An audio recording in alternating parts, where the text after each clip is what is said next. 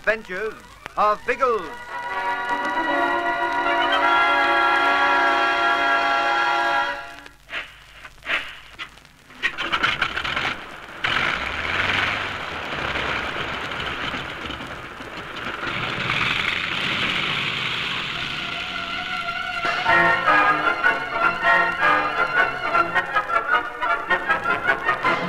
It is the morning on which Biggles is due to fly to Nanhu and pick up the refugees who've been hiding at the oasis. Algy and Ginge are desperately hoping that nothing will go wrong because the food supplies are acutely low. Only those who are weak and ill are allowed rations, and then little more than a mouthful. Bertie and Biggles in the valley 50-odd miles to the south have beaten off their human enemies successfully. But now the weather ranges against them. When Bertie awakes, he finds that Biggles has already been outside the plane, anxiously checking on the stiff wind that has blown up. Sizzling sausages, old bean. We can't let a belly wind stop us taking off. We can't do anything else, Bertie. Visibility's already rotten. Within a quarter of an hour, it'll be practically nil. We've no hope of going to Nanhu this morning. But hang it all, Biggles, the boys will be expecting us. We mustn't let them down. I don't like doing it, Bertie. We could trundle off and have a squint at the plane. The belly wind mightn't be as bad as you think. It's going to be a gale. And you know what that means in the desert? For thousands of feet up, there'll be whirling sand. Or maybe it doesn't work like that in the Gobi. Deserts are all alike. When I woke about half an hour ago, I noticed the wind was pretty strong, but I didn't pay much attention to it. Then I suddenly realized it was growing stronger every minute. That's when I shot out to have a look. It's one of those sudden things, whipping up very quickly. Well, that's a relief anyway. If it comes up quickly, it might ooze away quickly. I'll have to wait to see that. But even if it does die suddenly, visibility will be bad for hours.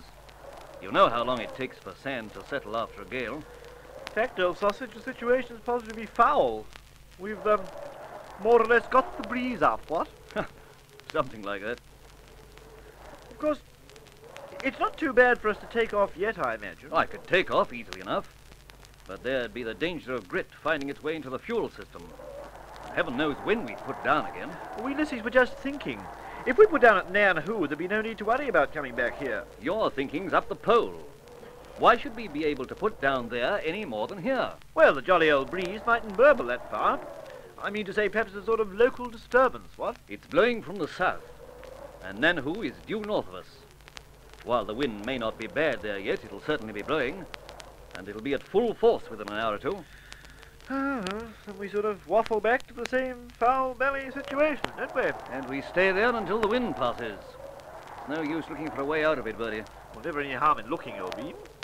It'd be dangerous to take a kite up with the sand in the atmosphere. And if we did get it up, we'd have the deuce of a job getting down again. Pity about that. If we only knew where Algy was carving the jolly old landing strip. We don't. And we wouldn't be able to see it anyway. There's absolutely nothing we can do but sit and wait till the wind blows itself out. Algy will have to wait too.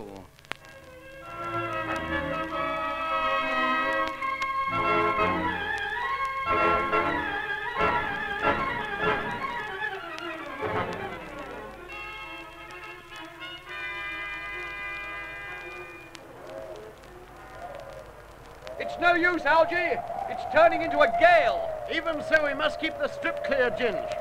This is spoiling all the work we put in. But as fast as we clear the bushes off it, they blow back on it again. We'll have to wait till the wind dies down and then come out again. I want to keep the strip in good nick. It must be ready for Biggles. He won't come in this. He wouldn't be able to see us from 100 feet. No, but he's sure to come the minute visibility clears. That is, if he's coming. He'll come, but we'll do better to rest while this is going on. The caves are the best place for us during a gale like this. All right, tell everyone to call it a day. We'll come out again when the wind drops.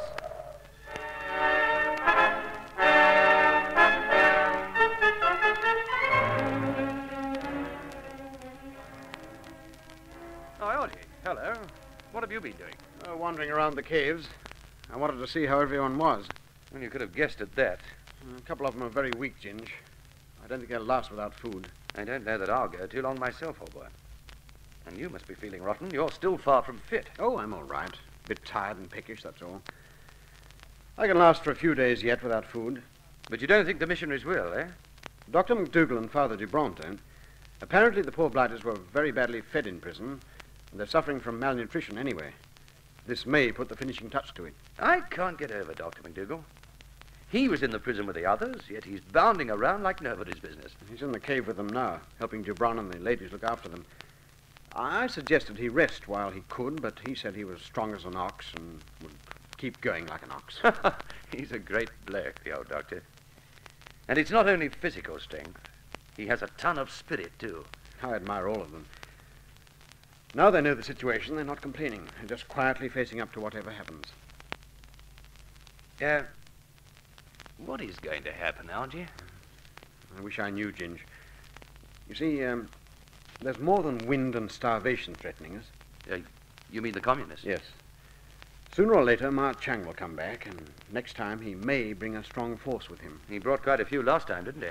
This will be worse. Ah. According to the Kyrgyz, the soldiers at Tunwang have been reinforced. That means there are more for the Tiger to draw from.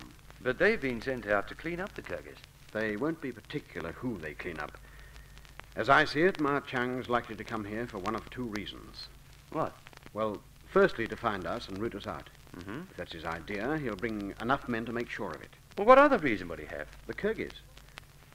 I was discussing it with Ritson and McDougal last night. They've seen operations like this before in China. I can't see why he'd come here for the Kyrgyz. He's already frightened them away a couple of times. Well, apparently the favorite method of forcing people out of the desert is to place guards on all the water holes. The idea is that as the Kyrgyz will have no water, they'll either have to clear out or give themselves up. You don't mean they're likely to put a permanent guard here? That's exactly what Ritson and McDougal had suggested they'd do. And I think they'll send a big one, either to find us or the Kyrgyz who were here before. That'd be dreadful. We'd have no hope of hiding them. None in the world. Bit of a mess, isn't it? Well, they won't come while the gale's blowing. That's one consolation. I'm banking on that, and on Biggles arriving before them. Let's hope to blazes it pans out that way, Ginge.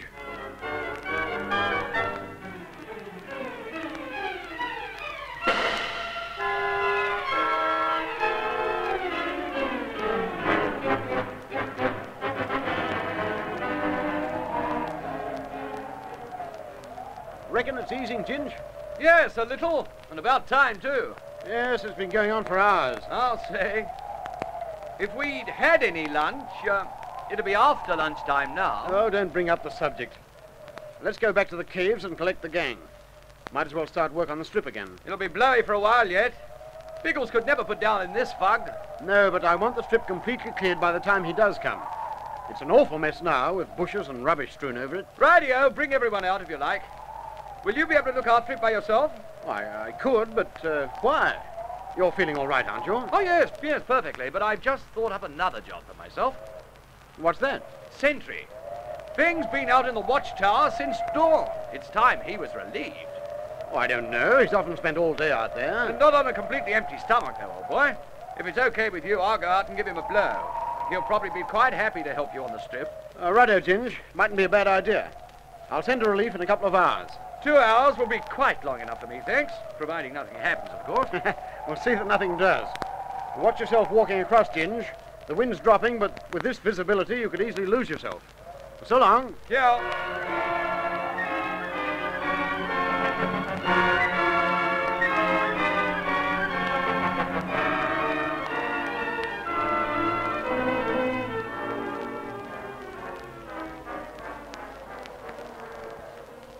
Something happening through there.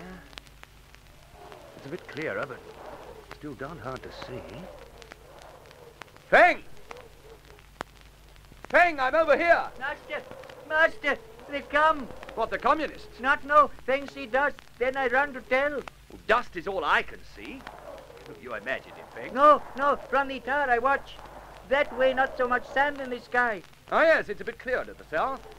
It's clearing fast down there. I see them, big cloud of dust, like more wind, but not wind this time. Horses. How far is the tower from here? A little way. You come, master? Feng show you horsemen.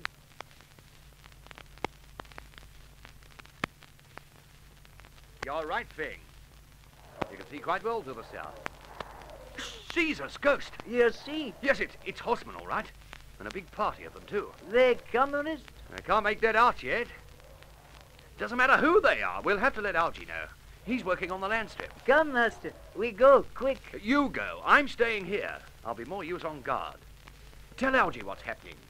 Then, Feng, if you can, come back here. If not, it doesn't matter. Off you scoot.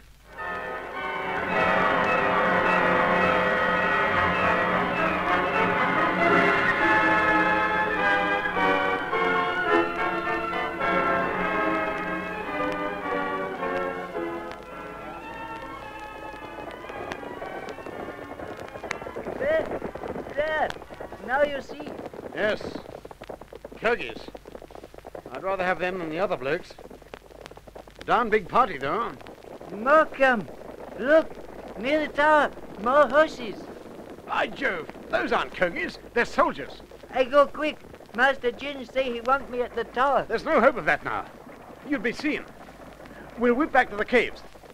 Holy mackerel! Master, Some of those soldiers are riding over to the tower. Feng think they chase the Kirghiz. That's the main party. But some have been sent across to examine the tower. Ma Chang's hunch is right. They'll find Jinj.